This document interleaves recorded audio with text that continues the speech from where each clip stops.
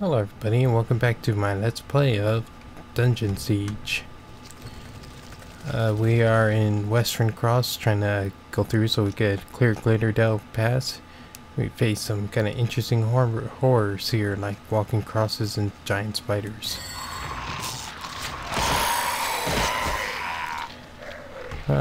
Level 6 in melee skill now.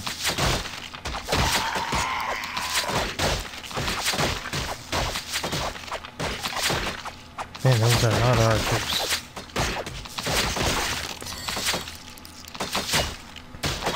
And a lot of spiders too.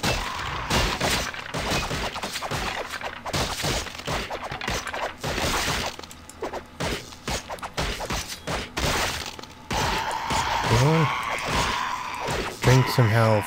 There you go.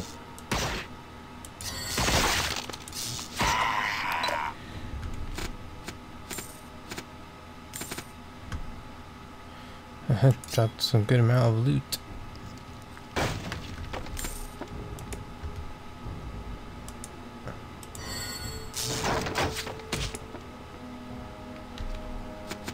I gotta check to see what those leather gloves are like.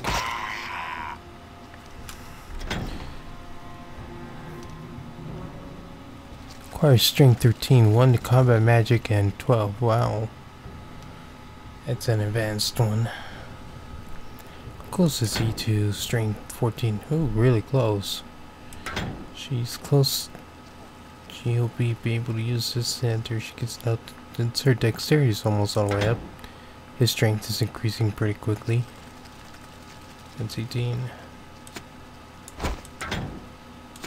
It's better than what she has. And her dexterity is almost 13, so it's going to be pretty good here soon. Her strength's almost up to, because some of those bows actually require a combination of dexterity and strength.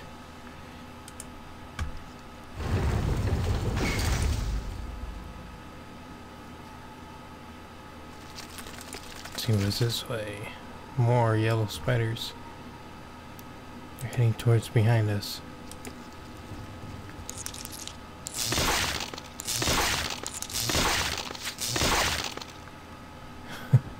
Laura just takes him out with ease. It's kind of awesome.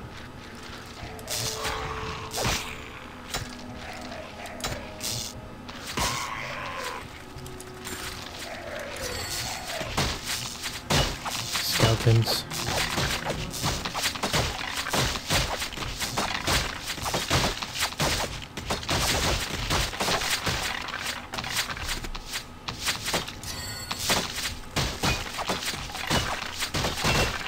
Well, it's increasing dexterity. Did that. This was in the chamber of the last occupant here.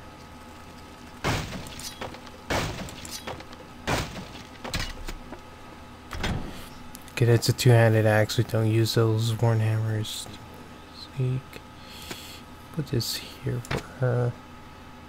Cleated leather. Going to get these to her because she might get to that point eventually. He already has one here, so he's good. Alright.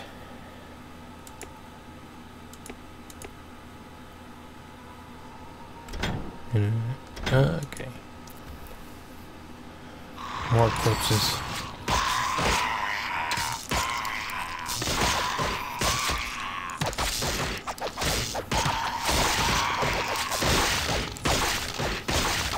Spiders everywhere. Wonder if it's increasing strength. Right now we're surrounded.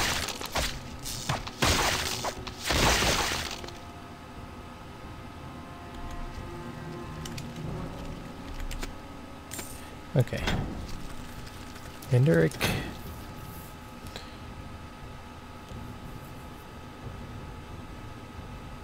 Yeah, you're gonna use this. Get it to him. That's a good one. I give that to him as well. Skills there. See here. Freak. single enemy. I don't like those kind of spells, so that's why I'm not going to use that. So when he gets his strength 13, he can use these. Right now he could use that and everything and stuff. So more stuff with some stuffing. Don't know what I'm saying, just ignore me. Oh wait, I want you to watch the video, so don't ignore me. Oops. We want her to use her skills, not try to attack things with that staff.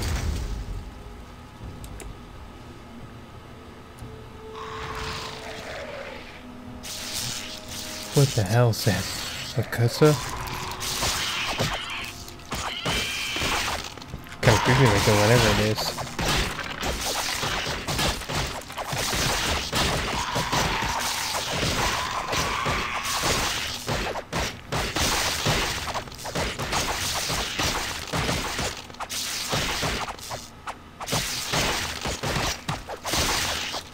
Oh.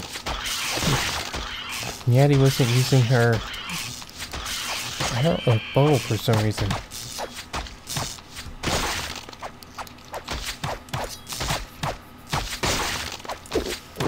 Yeah, he's increasing strength.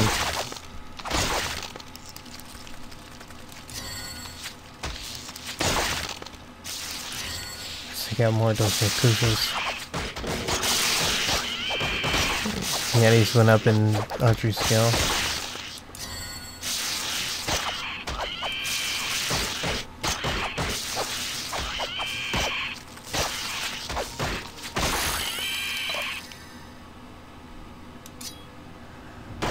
Alright, Jordan's went up in level 3 into his melee skill.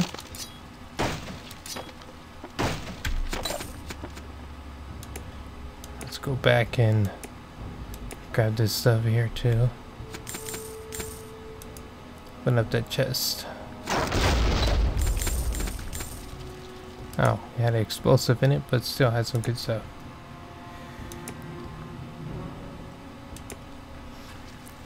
Alright.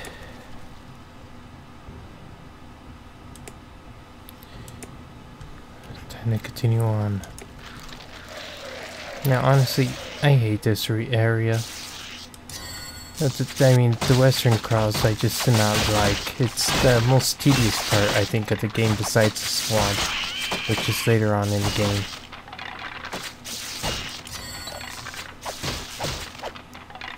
But there are also plenty of places I do like.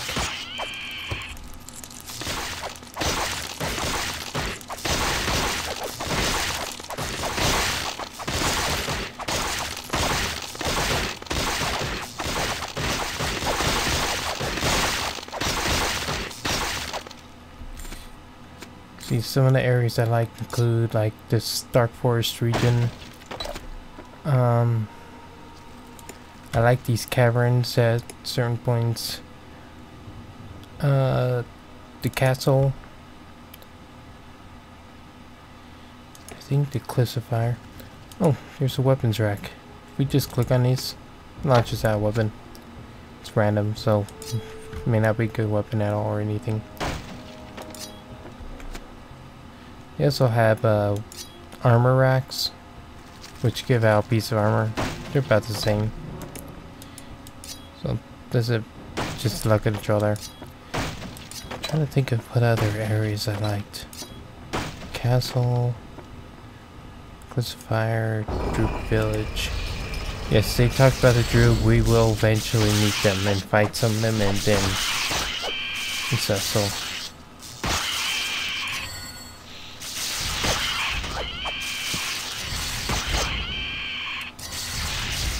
What's that? Raptor.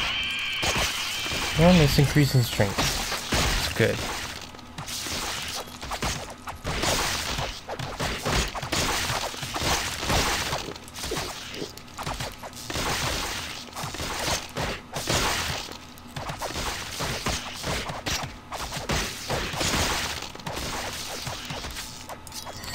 We need some help here. Too many spiders.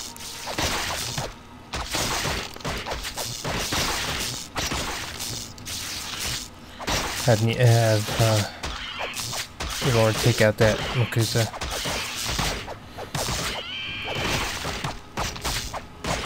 Good work.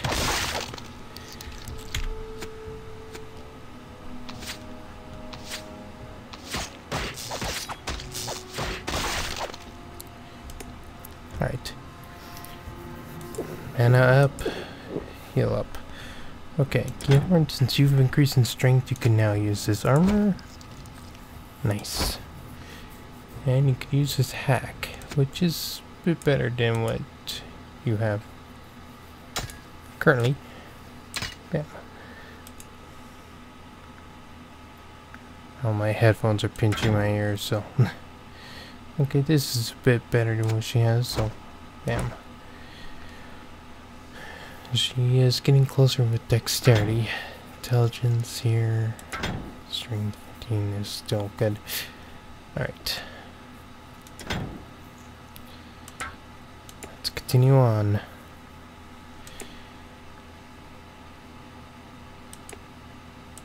Ooh, chest. With nothing in it. But a chip.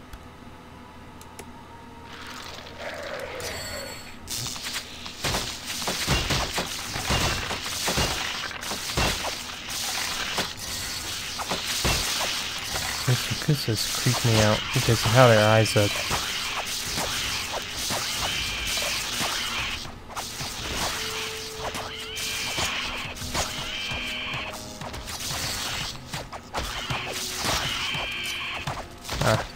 Getting hit from back here.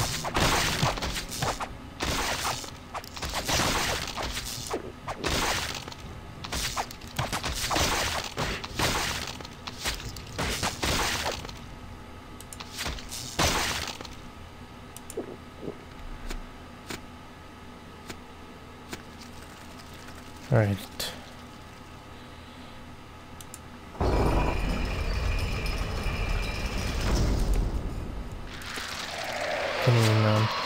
Whoa.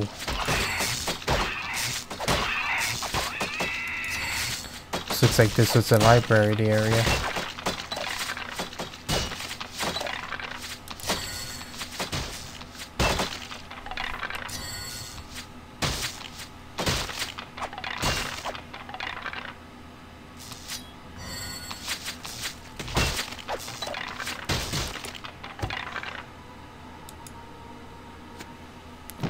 Studded leather boots.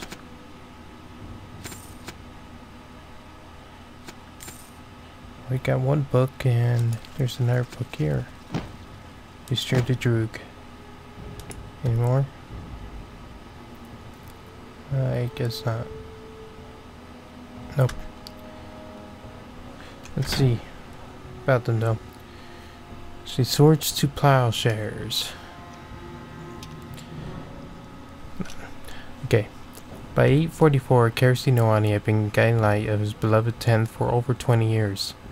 Under his direction, the Legion had become one of the most versatile military units ever known, weathering the hardships of the pacification of the Lescanza and the War of the Legions with minimal casualties. If Lescanza is correct, I wonder if they're the same as the Lescanzi, which is a group of people in Dungeon Siege 3 you face at some points. But with all but a few of the Legion's most notorious enemies vanquished, the 10th faced a crisis of identity. The empire they were sworn to serve was gone, and brawling within the ranks was becoming endemic. Under all the stars, there's nothing more wretched than a soldier without an enemy to fight. A frustrated 52-year-old Norani wrote in the annals, "I've had enough of blood that a hectare of soil, a spade, and a mule will content me well until my end, if it must. But what am I to do with these youths of fire?" On the first day of the new year, addressing a freezing and apprehensive assembly of his men, Kersi Noani declared that the 10th as they knew it could no longer survive. Food supplies were dwindling, a shortage of farmers and an overabundance of legionnaires primarily at fault. If they were to capitalize on their good fortune, it would mean dismantling everything they have ever known and constructing a new kingdom to withstand the ravages of time. Immediately there were calls for Noani to assume the newly proposed throne of Ebb. but he graciously declined, saying that the new kingdom of Ebb would still need an army, and it was his intention to lead it through the difficult times ahead. Refugees from other parts of the Empire were already presenting themselves, seeking shelter from the chaos on the Plains of Tears. Behind him, he suspected would soon come visitors of less benevolent nature, as were the Ebb's singular good fortune staked out. Okay, and now the history of the Droog. Late in the 6th century, an imperial trading company seeking alternative routes beyond the Green Range was startled to discover a large and thriving community living in the Cliffs of Fire. The exceptional weapons and jewelry possessed by these simple cliff dwellers defied explanation, but the self-sufficient Droog could see no reason why they should exchange any of their valuables for the unappealing trinkets the imperial traders had to offer. Over the next several years, trading companies tried and failed to bring to interest the Droog until one company presented a single quality belt of fabric brought by the imperial capital among their wares. The Droog were instantly spellbound by the intricate pattern and happily exchanged several of their finer weapons to the dumbstruck traders. With visions of gold in their eyes, the small caravan hastily returned to the imperial capital and secretly prepared wagonloads of the material for trading with the Droog. Unfortunately for them, between the capital and Droog lied a treacherous 730-league trade route which was frequently plagued by goblin raids. As luck would have it, the caravan was captured, and the goblins learned of the Droog interest in the material from their captives. The goblins had given up trying to trade with the Droog centuries earlier, and several industrious goblins immediately realized the value of their plunder. Over the course of 6 months, a small goblin band quietly circumvented the Legion patrols with bolts of cloth and tow, to arrive at the Cliffs of Fire only to find they had been upstaged by a freelance trader named Ethan Stonebridge. The Droog still saw value in the goblin cargo, but due to Ethan's previous dealings, were unwilling to part with their more valuable items in exchange. The goblins were forced to retreat with a paltry quantity of baskets, unfinished beads, and some discarded imperial mining equipment in exchange for their once valuable bounty. The goblins never forgot Ethan Stonebridge, and many years later returned to exact their revenge. Don't piss off goblins, I guess.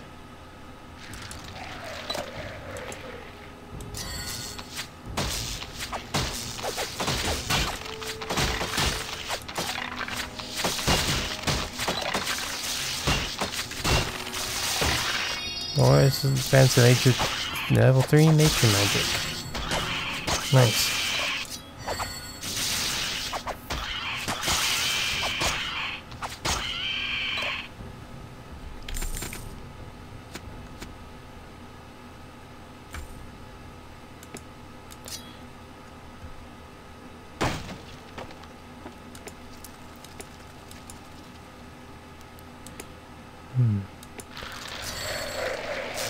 I wonder how big this place really is.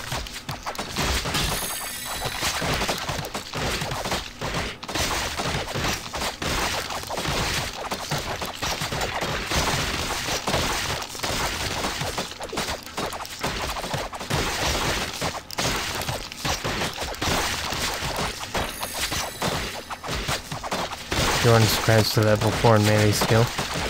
Boy, we're getting hit with a lot of enemies here.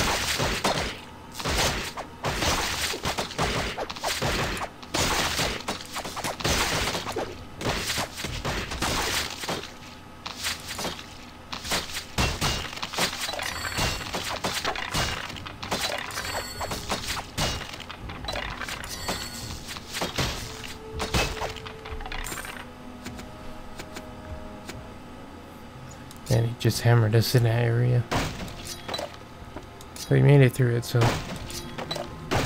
that's what matters.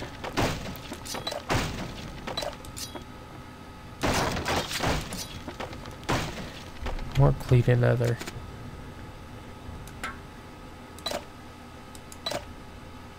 Don't know why I selected him to do that, but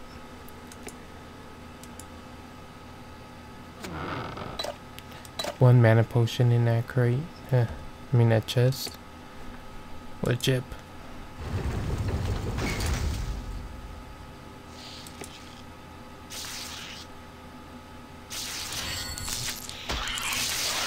More of those yellow spiders. Oh, normal Makusa's attack with melee.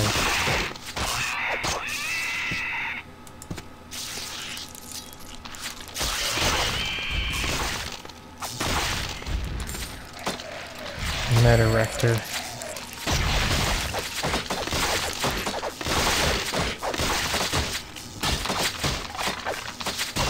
Yeah, he's increasing dexterity. Good. This video is going to be a little bit long, this fight here.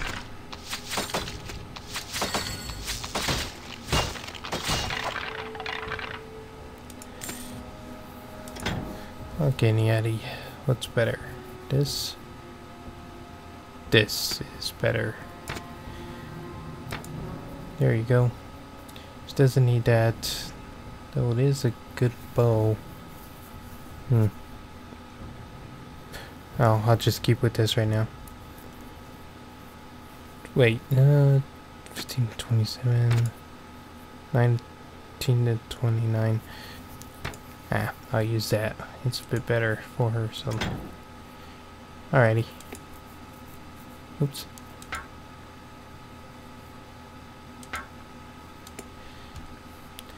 I'll end this video here. And we'll continue on through Wesrin Cross in the next video. Bye.